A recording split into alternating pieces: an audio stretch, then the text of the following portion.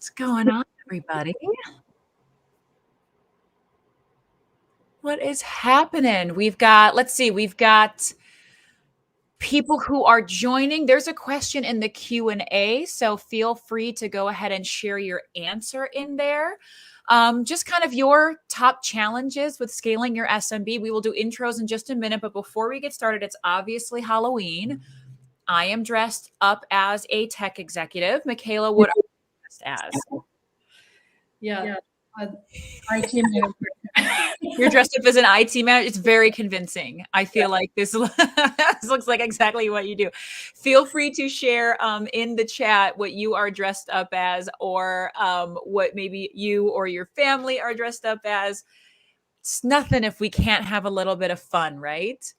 I'm not seeing anybody type yet, so everyone's going to have to come out of their shell a little bit. Why are you joining a webinar on Halloween if you don't want to share what you're going to dress up as? Later, I'm going to be dressed as Donatello. I meant to be Donatello, but now I'm going to be Donatella because I waited until the last minute to get my costume, and there were only the girl ones left in a very, very small size. So hopefully my 5-year-old is cool with that. After this, I will be dressed up as the mom of a 13-year-old. And she was dressed as a shark. She found a shark onesie costume, and that was it. Yes, that's all she needs, right? I love it. Well, welcome everybody. We are so excited to talk to you today. I am here with Mikayla Barber. I am Christina Brady, and we are going to talk about just challenges with growing SMB teams and some of the strategies that we have either deployed or can deploy to help you as you are on your scaling journey. So obviously, as I said, I'm Christina Brady. I'm the SVP of Sales at Spekit. We are a tool that helps to make every one of your employees the absolute best version of themselves by providing contextual learning in the flow of work that is specific to employee and organization. And I am honored to be joined by one of our incredible customers, Mikayla Barber, who is the IT manager at REE Medical. Mikayla, on the spot, fun fact about yourself. Tell her I was going to do that. Look, watch it hit her. I can deadlift 390 pounds. What? Yes. Wow. See, you just had that tip of the tongue and I wasn't ready for it. I love it. Look, you've got some fans in the chat. Talk about women power. Yes. See, I knew that this was going to be good. I've already learned something. I feel like we can retire for the day. Yep. But truly, what are we going to talk about today and what is our agenda? It is no secret that scaling any org is really, really difficult, but scaling an SMB org is really, really hard. It's hard in a great market, but when you're in a difficult market, it's even harder. Think about some of the challenges that we have to face, right? You have to be able to find product market fit and sell in spite of not having it. You have limited resources, you have limited operational support, you have limited capital. You have to identify your buyers, your champions, your sales process. You have to find a way to train on it, evolve it, all at scale. And there's little to no one in seat to actually help you do that. You have to generate demand for your product with limited or no budget. You have to find your pipeline absent of historical data, and you have to just guess all the time. Don't even get me started on having to create collateral case studies absent of enough existing customers to mine that data from. And then there's hiring, training, retaining your folks. And you have to find a way to curb churn. You have to find a way to keep your customers. You have to find a way to grow them. And as I delve deeper and deeper into the SMB space, there's two main areas where we see a lot of burn. And one of them is obviously your payroll, right? Your payroll is your number one kind of most expensive source. And second, actually winds up being tool and tech stack. It winds up being all of the different tools that you have to purchase because you are trying to operate efficiently.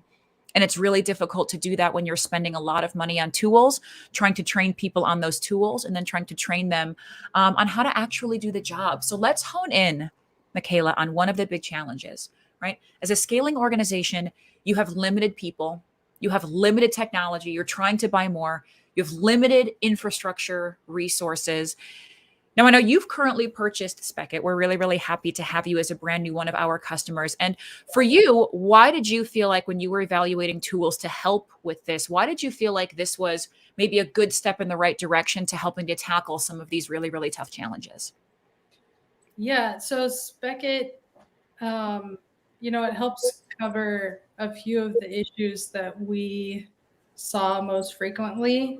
Some of our biggest struggles have been undocumented knowledge, training new team members, and inefficient processes. So teams are just doing a bunch of time-consuming manual tasks.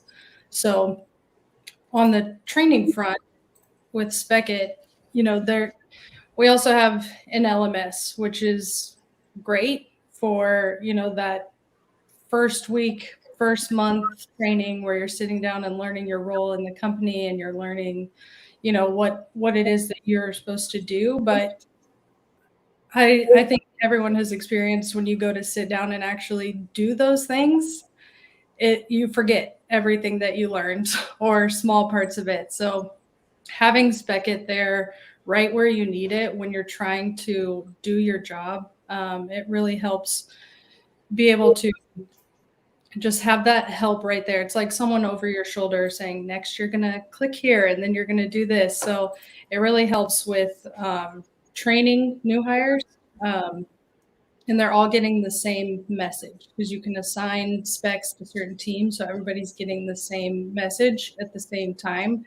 And it also takes a lot of the drain off of the managers and the IT support who are also, trying to do their job as well. And with undocumented knowledge, one of our biggest struggles has been that the people who know their job, they just know it because they've been doing it and, because they're in the fray doing the work. And so when we get new people, do we take them away to go train the new employees? And then that's time spent not doing their work.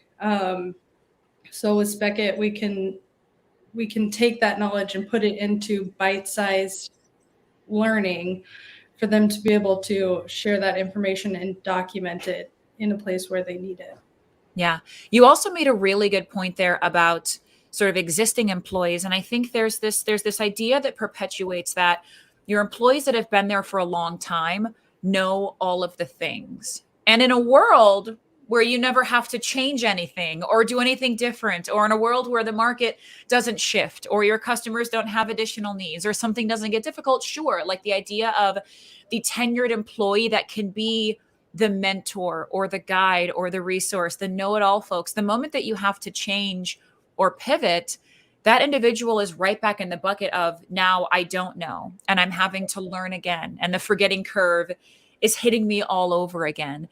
And so as you think about even just tool agnostic, like the limited resources that you have as a high growth company that is scaling with a bit of a unique customer subset, how has having limited resources really been just a challenge for you and your teams? Yeah.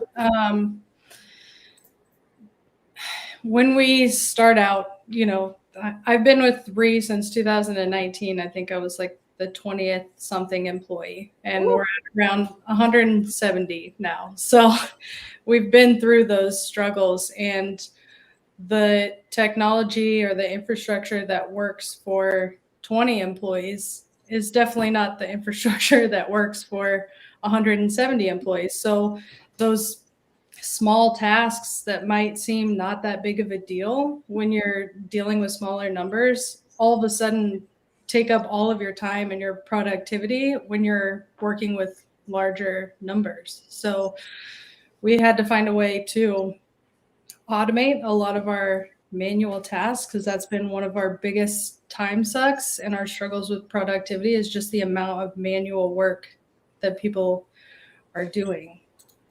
Oh, the amount of manual work that people are doing.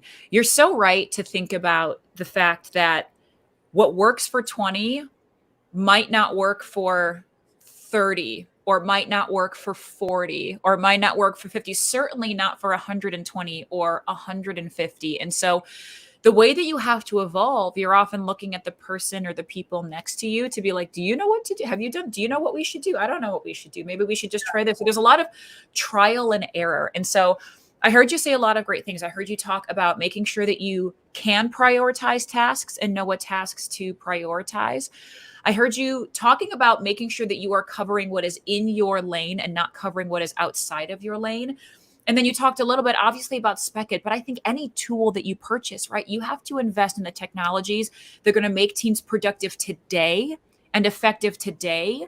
And then you have to think about, are these tools going to scale with us? Am I buying a tool now that's not going to work later? And do I even know how to evaluate that? Because especially for SMBs, you can't afford to spend millions on a tech stack when you haven't even made millions and millions yet in revenue. And so, how can you think about what tools do we purchase that we can buy today that will grow and evolve with us without having to continue to constantly add to our tech stack? Because that's usually what happens, right? As you buy one tool and you think this is going to be it, this is going to be the tool, this is all we need. And then once you buy that tool, it's like, great news. You now need 6 more tools to make this tool work. I hope you have the money for that. Has that ever happened to you? Yes. Yeah, right. And then you're like, they didn't tell me when I was buying this that now I was going to have to buy 6 more tools to make this effective. What the heck? And so asking those questions in the buying process when you're looking at tools is like, how is this going to scale? Is this an out of the box solution? Do I have to buy other things in order to make this work? Because like you said, we have 20 people today, but now you're at 150, 160, 170. Those tools may not work anymore. And now you have to offboard a tool. You have to rip and replace. And that's super painful. And this kind of then brings us to almost leaning into another challenge, right? Which is, look, the infrastructure that you currently have at your organization, whether you're at 20 employees, 150, 550, 2,000, the current infrastructure that you have might not support the increased demand and the increased growth. So as you start to think about tools in your tech stack, how do you start to think about tools and whether or not they're going to grow properly with your company? Like, what's the evaluation process that you feel like you go through as you're sort of facing this challenge? Well, one of the biggest struggles we've had is not only the uniformity of information for the employees, but where do they have to go to get that information? You know, Yes. if we're in Salesforce and they're about to go through a process, maybe there's a call they have to make or something they have to do they have to leave Salesforce to go and hunt for that information? Is the information that they find, is it old? Is it new? Has it been updated? Does everyone else look at that exact same information, or are they looking at something they had downloaded previously and don't have the updated version of it? Yeah. Well, because we all know that employees like to take the resource they get and they download it on their computer and then they just keep that in the folder. And then when you're trying to launch a new resource to them, it's okay, I'm going to send them an email or I'm going to put it in the LMS and I'm going to launch it and I'm going to, I'm going to track people and see if they actually look at that. And you know, as well as I do, people just go back to the folder of their tools and they use it. And that can actually get you into a little bit of trouble. And so the thing that we are kind of talking about is you realize that every one of the tools that you have has to scale. What does that actually look like? And that's based on what do your employees do? So the tools that you're buying for your sales teams, right? If you're a smaller SMB organization, your sales team is pretty tiny. It might feel really easy to just buy a couple really zippy tools and say, you know what, this is going to solve it for now. And then later we'll cross that bridge when we come to it. And, everybody in the room, have you ever had that moment where then you are at the bridge that you said that you would come to and you are like, okay, now we have there immediately. Yeah, exactly. And a question that I think is important to ask here is when you realize that you're in that moment of potentially bloated tech stack, how difficult is it for you to be able to pivot and eliminate some of the technology that you've purchased that you feel isn't necessary? And I know that that's not one that's on our list, but I'm curious, so I'm going to ask you. That's a great question. It's something that we're in the middle of right now because we're in the middle of growth. We're adding new technology, but trying to find technology that will, knock out a couple things at once. I think the biggest thing for us is being able to leave one place as infrequently as possible. Can we integrate this? Do they work together? Does this cover, multiple needs at once instead of that nitpicking, oh, this will be okay for now and this is okay for now and this kind of does that, but we need something else to cover this. Just understanding the team and their need, but also seeing how that relates to the bigger picture. It should be one fluid kind of tech stack that all works together. Yeah. I mean, and you're speaking a little bit there to the idea of sort of bite-sized learning in the flow of work. And when you're evaluating tools, a lot of times, especially if you're in hyper growth mode, you don't always know the questions to ask, right? Like you don't necessarily know what you're going to need later. You don't know what technology exists. So it has to come down to tool agnostic, right? Take all the tools, all the tech, all the cool things that you can buy out of the picture and just focus on what do we need today. And you mentioned a great thing about what do we want from our employees? We want our employees to not have distraction. I think the recent data on distractions is every distraction loses 23 minutes of productivity. So, okay, we want our teams to be able to stay focused. And that means not code switching between 5 or 6 different tools to maybe just handle one customer interaction. So I need to invest in a tool, like a just-in-time tool that's going to allow me to stay where I am and have everything that I need brought to me instead of going to find it. But really honing in and making that list of tools aside, what do we need to be successful? What do we want our employees doing every single day? And what could get in the way and hinder that success? What could happen that would stop our employees from being successful, right? Okay, they don't have the training they need. That would hinder them. They don't have the talk tracks they need to talk to either customers or prospects. That would hinder them. If they're having to get distracted all day trying to find the most recent wording, right? Like that's going to distract them. So it comes down to those core things. And then you fit the tool to the need versus SMBs so often do the opposite, which is, ooh, cool tool. Let's see how we could use that. And it has to be the other way around, which I think is an incredible point. Yep. I'm checking the Q&A just to make sure. Okay, no questions so far. Do not forget, if you have any questions whatsoever, Mikayla and I are here for you today. We're here for you before we gorge on all of the candy. Switching topics a little bit, one thing that I think is really interesting about your company is you have a fairly limited customer base, right? Like you work with veterans, there's a limited pool of them. And so this idea typically of unlimited white space that we see a lot in technology doesn't really exist there in the same way. And so can you talk a little bit about how you've been able to identify repeatable ways to expand revenue when you have a limited customer base? How do you empower your people to feel like they have control over revenue when they can't just go out and keep finding new customers outside of the base? What does that look like for you today? Yeah, so we are right now we help veterans, right? So we can't necessarily step outside of that at the moment. So our best route for expanding our customer base per se is to expand the products that we're offering to them.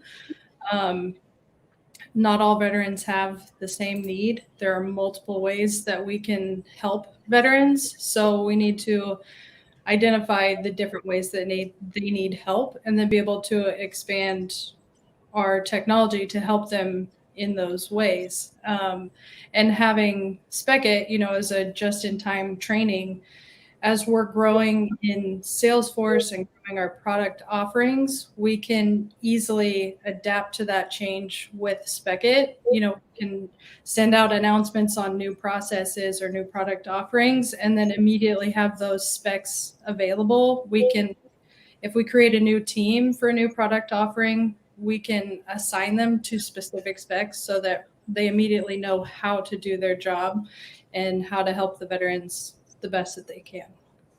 Oh, like it's an incredible answer, because I think what you're honing in on is you obviously have an incredible amount of folks that you can reach out to, but the right kind of customer data is going to be really, really important, because depending on who you hire, and it's most likely folks in industry, but there is an element of training there that has to happen. And everybody who works in your organization has to understand the customer maniacally, and they have to do that at scale, and they have to do it really, really quickly. And it's very difficult for any organization to train their employees on their customer, because that information currently lives everywhere. And you're trying to understand, who are our customers? How does our product help them? How am I supposed to speak to that? What information don't I have? And if you don't have accurate customer data that is also at your fingertips and accessible at any point in time, it becomes very, very difficult. Especially, you mentioned earlier, training and onboarding.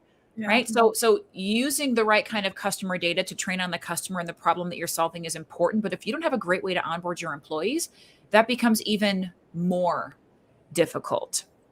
Yes. And so if we think about more challenges with growing SMBs, operational efficiency. I know that this is very, very close to your heart. It sounds easy, it sounds simple, but I think even the largest organizations in the world really struggle with operational efficiency. Who are the people? What is the data? What are the processes? How do we communicate that to everyone? Does it exist in our LMS or our KMS or our CMS? Or is it in that email? Or is that policy actually sitting in Slack? Or is that in Salesforce.com chatter? Or I think it's in a deck that's in a drive somewhere that maybe we rolled out. But when's the last time somebody updated that? And they're not even here anymore. This was a year ago and people are still using this, right? So it's like the more that you dig into overall operational efficiency, in my opinion, I don't know if you agree, but if you don't have that, you're not going to succeed. You have to have that level of efficiency. Yeah. Yeah. I mean, you might succeed, but it's going to be real tough. It's going to be real tough and frustrating. Yes. Very frustrating. Yes. Absolutely. So as you think about the fact that one, it's easier said than done, what do you feel like are maybe some of the benefits of having a just-in-time solution that makes it easier to have operational efficiency at scale? Yeah. The just-in-time solution for efficiency is huge, especially for us. I know that I've thought of a ton of use cases, and I'm sure there's more that I'll come up with over time. But one of the things, the main thing is if you're growing and growing quickly, the changes are constant. And whether that's your policies or your offerings or your procedures, everything is constantly changing. And even people are moving to different departments or doing different jobs throughout the company. So there's just constant change, and you need to be able to give the employees a sense of, even though it's changing, I know where to go to find the information that I need. So with Spekit, the information's right there where they need it inside the CRM or whatever it is that you're using. It can also be spread across different domains. So if they're in Office 365 or in Salesforce or in HubSpot or whatever it is, Spekit can be there to help them. So no matter what tool they're using, Spekit is still there to assist them. You can also use announcements in Spekit. Those are probably one of my favorite things. Your favorite? I had a feeling it would be. I was like, with what you're doing, you're like, everyone look at this. Yeah, everyone pay attention. Yeah. So, if we change a procedure on how a call is supposed to be made, we have to make 5150 calls for veterans, and there are specific legal procedures that we have to follow in those calls. And so if there's a change to that, those calls are made every day. They need to be notified immediately. And just sending out an email to everyone isn't really going to cut it, because what if you sent that in the morning and someone doesn't check their emails until the evening, right? They need to know right now. And so we can put out an announcement, and we can make that announcement geared just toward the people who are making those calls or the people that need to know about the change. And it shows up on Salesforce right where they need it to, and says, hey, pay attention, there's a change that's been made and we need you to implement it immediately. Yeah. And as we kind of turn that question on its head, this idea of a just-in-time solution in the flow of work, these are new terms that we're starting to hear become a lot more popular. But then that also means there's a lot of companies that are not operating with that kind of enablement and scaling and operational efficiency.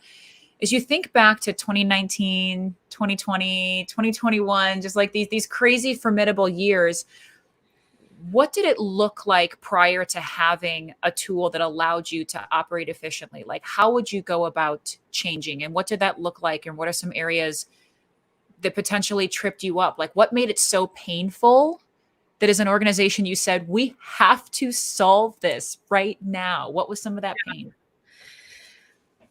I know I probably said this already, but the biggest pain point was that nobody knew where to look for anything.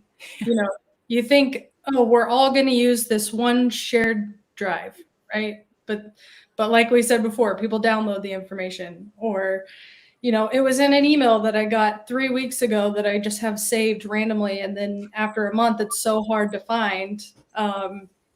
Just not knowing where the information is and where to find it, it just creates confusion for the employees. It causes delays in their work, and there's no uniformity of the information that everyone's getting. It's not the same. And so it really just causes a lot of frustration and mistakes that are made easily. For example, we have a guide, a 60-page PDF guide that here's all the information you need to know about this subject, right? But it's broken down by different disabilities, like an ankle or a wrist or whatever the case is. So for a couple different teams at our company, they all use this guide. It's a live document. So if I go in and change something, it's already there. But the problem is it's a 60-page document, and they're having to leave the CRM to go search through this document. So if they want to look at, a wrist, that's all the way down at the bottom, and they have to go search for it every single time. And they're usually looking at multiple disabilities at once. So they're constantly scrolling up and down, trying to find the information. So what we did was turn that into smaller pieces of information. So now every single disability is its own spec, its own little learning content. So when they're working on an ankle, there's the little spec icon right next to ankle, and they click on it and it tells them exactly what they need to know. Yeah. You talked a little bit earlier, you said, make it the main thing. And one of my favorite phrases is the main thing is keeping the main thing the main thing. And it's when you can say in an organization, we have a single source of truth. Like I have been at plenty of orgs where we say, like, look, the source of truth is this 300-page document. That's the source of truth. And yet, even when you think you have a single source of truth, if your single source of truth isn't meeting your employees where they are with the information that they need at their fingertips from that source of truth, then it's actually not the single source of truth. And it's not the main thing. And people try to find workarounds just to get to what they need. Because look, employees care about what they need today to get the job done. Like that is what they care about. And if you don't make it easy for them to get there, they're going to create shortcuts. They're going to make mistakes. And your customers are going to pay for that. And then your company is going to pay for that. Yep. So the solution here, as simplistic as it sounds, is you have to create efficiencies for documenting internal processes. And those have to be individual user facing. Every employee has to interact with your policies in a very, very different way. And they do different things with them. So one static document that speaks to all actually speaks to none. You have to deliver those processes and then be able to make sure that they are adhered to. And that's not just saying, hey, did you read that?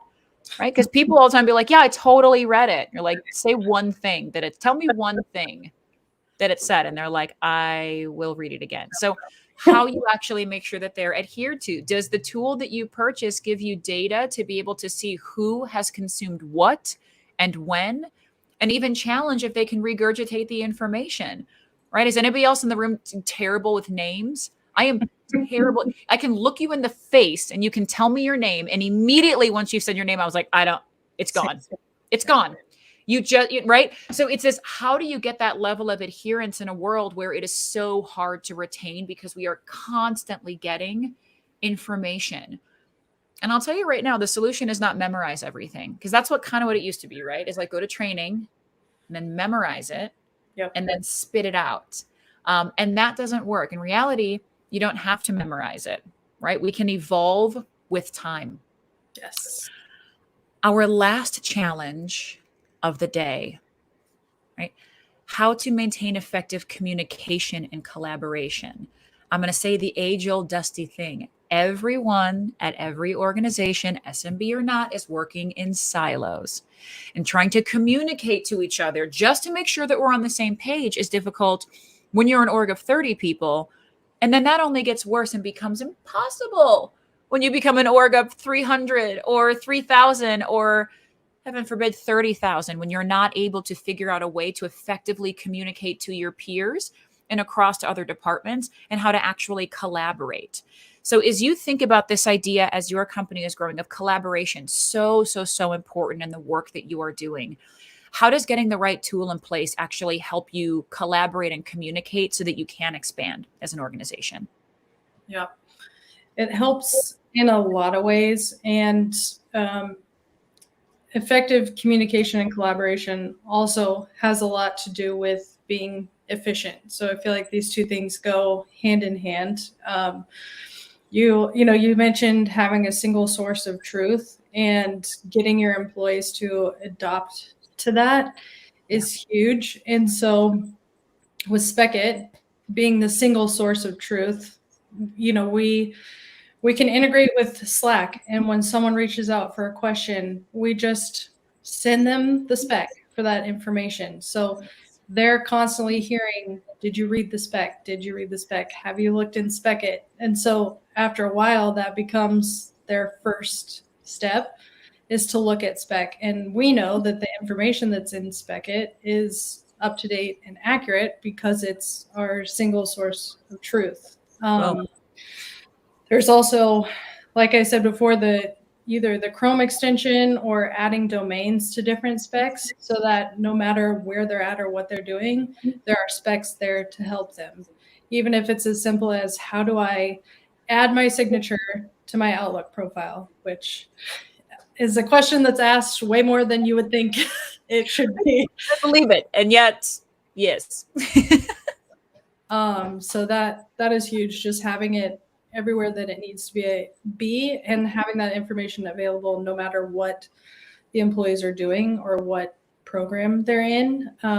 Another huge thing is being able to assign experts to different topics. So we have lots of different processes, and trying not to have those siloed, we can assign an expert to a specific process, like say the 5150 call process, someone who knows that really well and they are involved in the updates and know what's going on. We assign them to that spec. So whoever's looking at the spec for 5150 calls, maybe they don't have the information from it that they thought they would. They can reach out specifically to that expert instead of, asking their team and then asking their manager and then just searching around for the information. They just go directly to the person who knows the answers to those questions, and then using spec analytics to figure out what we're creating and is it working. We can look at which specs are viewed the most or which ones have the most reactions, so we can know what's working and what's not, and continue to improve over time. Yeah, absolutely. Well, in a world where so many employees are really, really remote, collaboration has gotten difficult. And there are certainly tools out there that are solely a collaboration tool. Like we mentioned Slack, right? I have it up here on the screen. Slack is an amazing tool to be able to communicate, but communication is only half the battle, right? We can easily communicate to each other, but can we capture that communication and can we translate that across other departments? Can we take little bits of knowledge and policy and ideation and troubleshooting that exists locked within these channels and find some way to scale that information so that you don't answer the same question in Slack 15 times? Envision a world where you answer a question one time.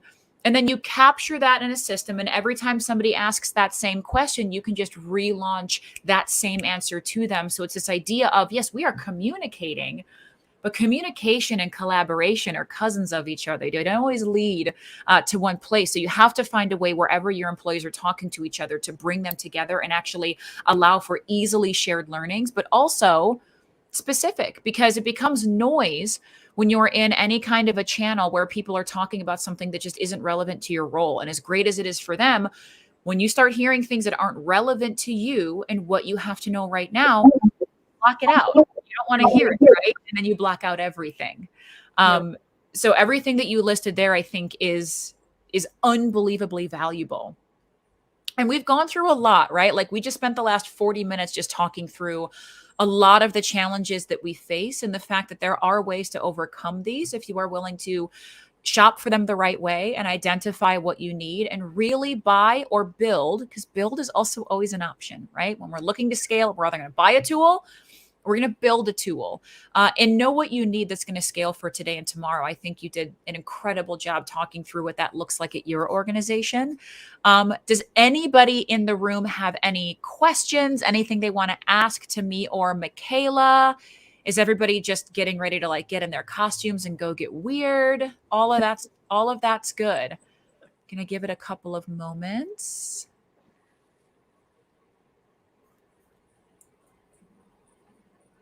I feel like everyone's questions have been so answered today.